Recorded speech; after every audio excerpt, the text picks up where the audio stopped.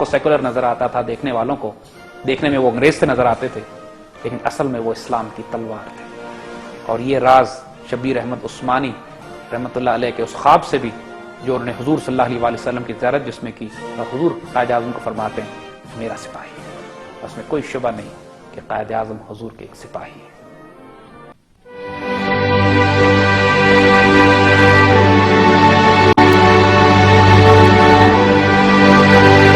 عام طور پر ہمیں یہ بتایا جاتا ہے کہ قائد اعظم صرف ہندوستان کے مسلمانوں کے لیڈر ہیں اور ہندوستان کے مسلمانوں کے ہی ایشوز پر آپ نے کام کیا اور ہم کو ایک پاکستان بنا کے دیا۔ خواتین حضرات، قائد اعظم کے بارے میں یہ بھی بہت بڑی غلط فہمی ہے۔ آپ امت مسلمہ کے ایک لیڈر ہیں، آپ ایک پین اسلامسٹ ہیں، آپ نے پوری امت کے ہر مسئلے پر اتنے دلیرانہ اور غیرت مندانہ سٹیپس لیے ہیں کہ انسان کی عقل دنگ رہ جاتی ہے، خاص طور پر اس وقت بھی کہ جب پاکستان بنا ہی نہیں تھا، پاکستان ریزولوشن بھی پاس نہیں ہوئی تھی، یعنی 1938 میں جب مسلم لیگ کا اجلاس ہو رہا ہے، اس وقت تو ہندوستان کے مسلمانوں کی اپنی تقدیر کا نہیں پتا کہ مسلمانوں کے ساتھ کیا ہونے والا ہے۔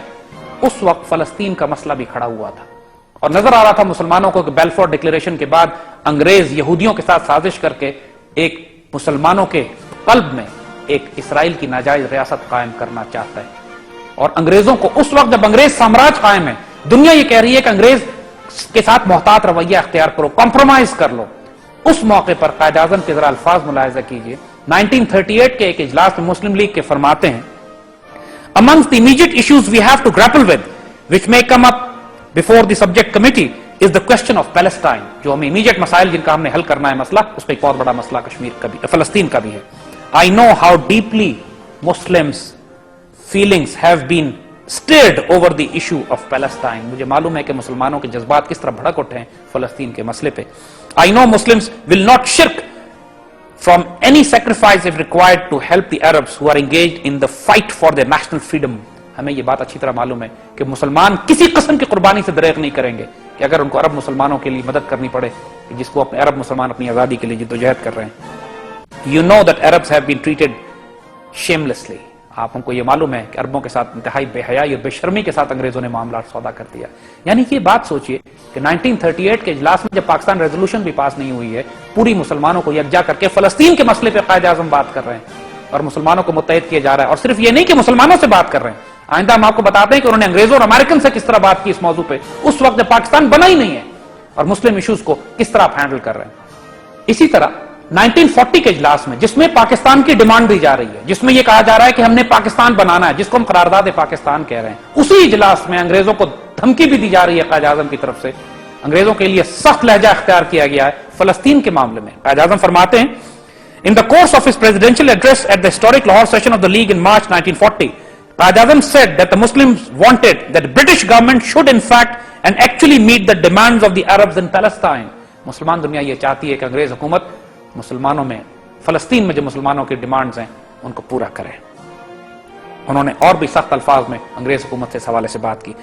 Addressing the Muslim Students Union in 1944, Quaid Azam warned، Quaid Azam نے یہاں پر بڑے ہی سخت الفاظ 1944 میں استعمال کی۔ دیکھیے ابھی آپ آزاد نہیں ہوئے ہیں، پاکستان کے آپ گورنر جنرل نہیں بنے، 1944 کی بات ہے، اس وقت آپ فرما رہے ہیں if President Roosevelt under the pressure of the powerful world jury، imagine کیجئے یہاں قائد اعظم براہ راست یہودیوں سے چیلنج لے رہے ہیں، دھمکی دے رہے ہیں کہ اگر پریزیڈنٹ روزویلٹ امریکہ کا جو صدر ہے اس نے دنیا کی طاقتور یہودی زائنسٹ آرگنائزیشنز کے کہنے پر فلسطین میں فساد کھڑا کیا تو پھر کیا ہوگا، ذرا سنیے غور سے۔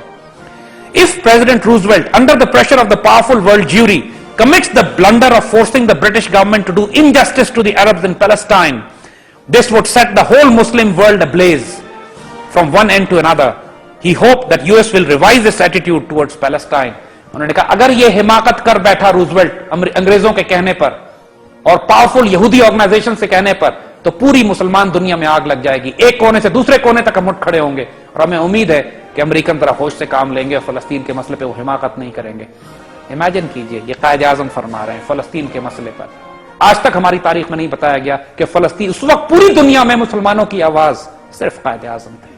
پاکستان نہیں بنا ہے ابھی، and he's a pan Islamist in every corner of the world۔ جہاں کوئی مسلم ایشو ہے قائد اعظم اس پہ بات کر رہے ہیں اور بڑے اگریسولی بات کر رہے ہیں، کوئی اس طرح نہیں جس طرح ہمارے فورن منسٹر آج کرتے ہیں، شرمندگی اور اجازت مانگ کے دشمن سے کہ ہم کیا بات کریں تمہارے حق میں تمہارے خلاف.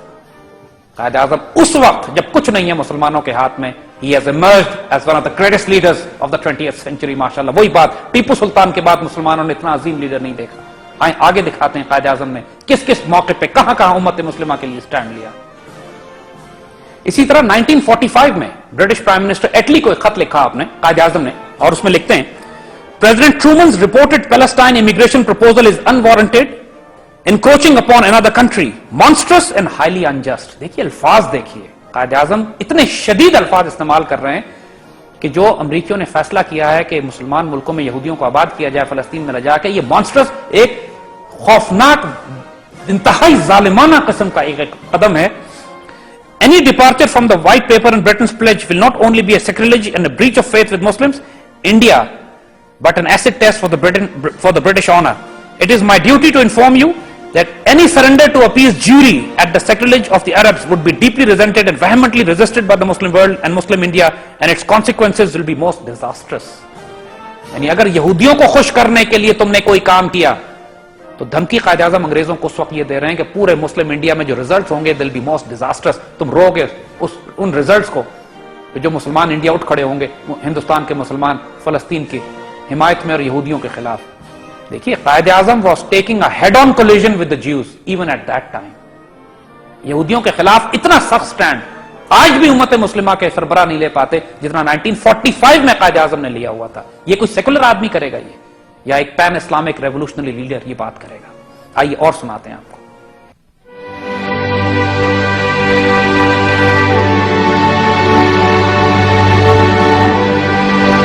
اسی طرح جب دوسری جنگ عظیم میں روسیوں نے اور انگریزوں نے ایران پر قبضہ کر لیا تو قائد اعظم نے شدید رد عمل کا اظہار کیا اور اس کو انپرووکڈ ایگریشن کا, ایسا ظلم کیا تم لوگوں نے جس کی کوئی مثال نہیں ہے. شدید الفاظ میں قائد اعظم نے تنقید کی اس کے اوپر.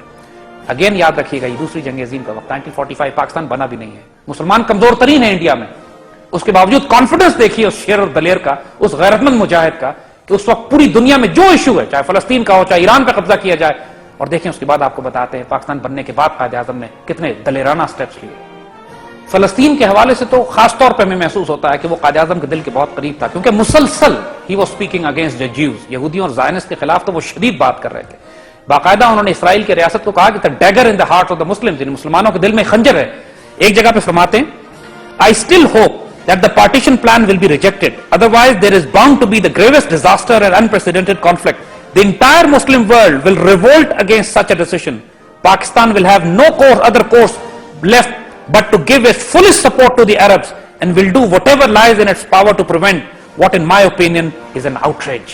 پاکستان بننے کے بعد جب اسرائیل کا قیام آ رہا تھا تو قائد اعظم نے اتنے شدید الفاظ میں اس پہ تنقید کی, اور دیکھیے یہی وجہ تھی کہ ڈیوڈ بن گوریان جو فاؤنڈنگ فادر تھا اسرائیل کا, اس نے پہلا کام نصیحت جو اپنی نسل کو قوم کو کی وہ یہ کہ تم پاکستان سے ہمیشہ دشمنی رکھنا اور ہر حال میں پاکستان کو ختم کر دینا, کیونکہ ہمیں عربوں سے خطرہ نہیں ہے, اب پاکستان سے خطرہ ہے. اس کی وجہ یہی تھی کہ قائد اعظم نے شروع میں ہی پاکستان بننے سے پہلے بھی اور بننے کے بعد بھی شدید ترین مخالفت کی اسرائیل کی, اور کسی صورت میں اسرائیل کو تسلیم کرنے سے انکار کیا, بلکہ یہ کہا کہ پوری مسلمان دنیا اور خاص طور پہ پاکستان پوری مسلمان دنیا کا ساتھ دے گا, عربوں کا ساتھ دے گا, فلسطینیوں کا ساتھ دے گا اسرائیل کو تباہ برباد کرنے میں. یہ تھریٹ قائد اعظم دے چکے ہیں, یہ تھریٹ ہمارے فاؤنڈنگ فادرز نے دیا ہے, ہمارے ان بزرگوں لیڈرز نے دیا ہے جو مسلمان دنیا کی فورن پالیسی اس وقت مرتب کر رہے ہیں جو اعلیٰ ترین عظیم ترین اسلامی ریاست کے طور پر جو پاکستان کو دیکھنا چاہتے ہیں. مدینے کی ریاست ہے, آج اس خیبر کا نام اسرائیل ہے, مدینہ ثانی پاکستان, اور اس کی بنیادوں میں قائد اعظم نے یہ بات, اس کے ڈی این اے میں, اس کے خون میں یہ بات ڈال دی تھی قائد اعظم نے کہ پاکستان کبھی اسرائیل کو تسلیم نہیں کرے گا. اب brilliant, honourable, dignified pan Islamic leader Quaid Azam. آئیے کچھ اور مثالیں دیتے ہیں. صرف مسئلہ فلسطین نہیں, پاکستان بننے کے بعد ہالینڈ نے انڈونیشیا پہ حملہ کر دیا. قائد اعظم نے یہ فرمایا کہ انڈونیشیا پہ حملہ نہیں ہوا ہے, پاکستان پر حملہ ہوا ہے, اور ہالینڈ کے جو جہاز جو پاکستان کے قریب سے گزرا کرتے تھے قائد اعظم نے ان جہازوں کو روک لیا اور پوری مدد کی انڈونیشیا کی اس جنگ میں, جنگ آزادی میں, اور اس ایگریشن کے خلاف جو ہالینڈ نے انڈونیشیا کے خلاف برپا کی تھی. یاد رکھیے یہ قائد اعظم جو پاکستان بننے کے 1.5 سال بعد انتقال فرما چکے. پاکستان بنتے ہی آپ نے کشمیر میں جہاد کا آغاز کیا, فرنٹیئر سے مجاہدین بلائے, جو رضاکار دستے آپ کو مل سکتے تھے کشمیر آزاد کرانے کے لیے آپ نے آخری دم تک جنگ کی اور فرمایا کہ کشمیر ہماری شہرگ ہے. جب لوگ اس وقت پاکستان کا حال یہ تھا کہ تنخواہیں دینے کے پیسے نہیں